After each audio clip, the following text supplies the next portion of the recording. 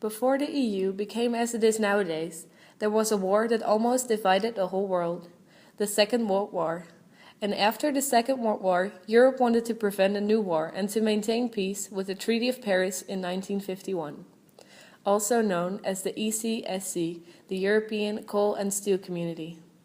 The Treaty of Paris was also signed with the aim of organizing free movement of coal and steel and free access to sources of production. After this treaty, a new important treaty, the Treaty of Rome, was signed in 1957 to promote peaceful use of nuclear energy. The agency that is regulating this treaty is known as Euratom. This treaty is very important since it also promotes peace between member states of the European Union. We are now standing in front of the Peace Palace. The establishment of the Peace Palace marks an interesting point between two important centuries. At the end of the 19th century, the idea of world peace was blooming as never before. Europe and the US had hundreds of active peace organizations, some of them with millions of members. However, 1 year after the festive opening of the Peace Palace in 1913, the First World War broke out. The Peace Palace has been created from the desire to work out international conflicts between states by using legislation. The building is the embodiment of the values of peace and justice, which are very important for the European Union. The Peace Palace in The Hague houses a number of international judicial institutions. For example, the International Court of Justice, the ICJ, and the Permanent Court of Arbitrations, PCA. A long time after the Treaty of Rome, another important treaty was signed. This was the Treaty of Maastricht in 1992, which symbolizes the birth of the European Union as we know as it is today, and established the Economic and Monetary Union. The Economic and Monetary Union involves the coordination of economic and fiscal policies, a common monetary policy, and a common currency, the euro. It takes the European Union one step further in its process of economic integration.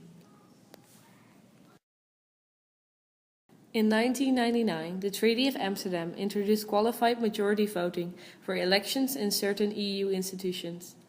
In the Treaty of Nice in 2003, the access of new member states was promoted, which was the beginning of the expansion of the European Union.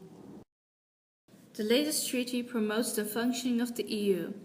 On the 1st of December 2009, the Treaty of Lisbon entered into force, thus ending several years of negotiating about institutional issues. The Treaty of Lisbon amends the current EU treaties without replacing them. It provides the Union with the legal framework and tools necessary to meet future challenges and to respond to citizens' demands. This treaty also created a new function, High Representative of the EU for Foreign Affairs and Security Policy. Currently, Catherine Ashton holds this function. The European Union has three branches of government. The first branch is the legislative branch. This includes the European Parliament, which represents the European Union citizens and is directly elected by them. The Council of the European Union, which represents the governments of the individual member countries, and the European Commission, which represents the interests of the Union as a whole. The institutional design of the European Union can be compared to the national design of branches in the Netherlands. This is the House of Representatives of the Netherlands. The House of Representatives is the place where several political parties debate, scrutinize, and pass laws democratically and can be compared to the European Parliament.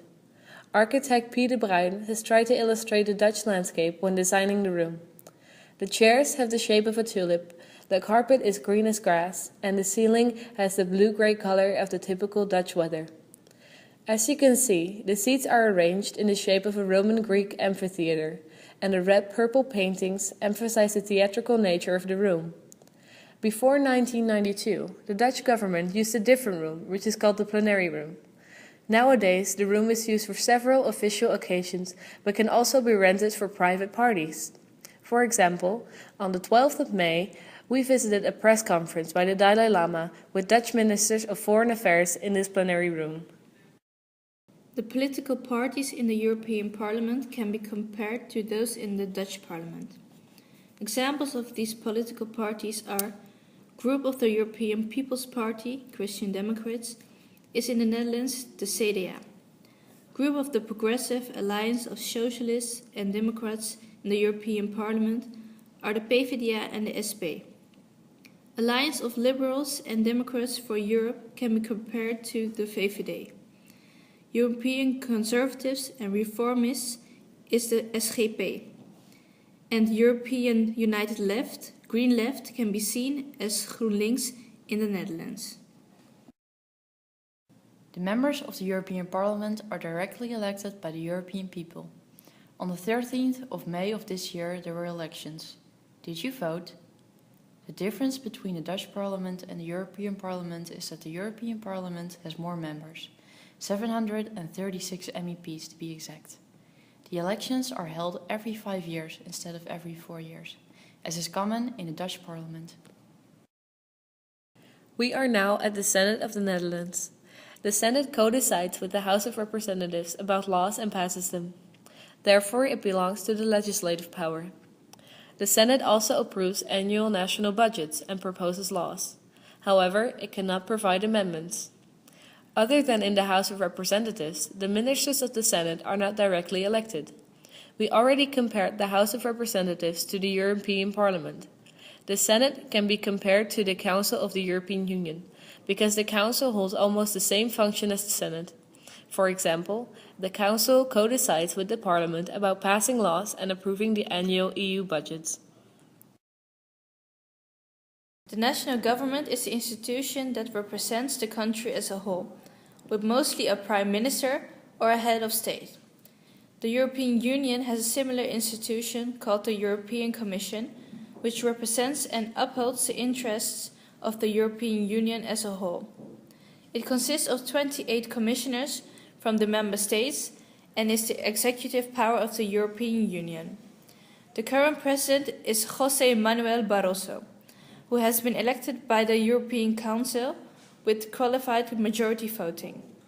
Moreover, it has help from the other European agencies to regulate the European Union, for example, from the European Central Bank, the ECB. The European Union needs an institution on a judicial level that justifies the behavior and functioning of the legislative and executive branch and the citizens. For this, there is an International Court of Justice. This institution is situated in the Peace Palace. Besides the International Court, the European Union has its own European Court of Justice. There is one judge per member state. It is now made up of 28 judges. The court interprets laws to make sure it's applied to all member states equally.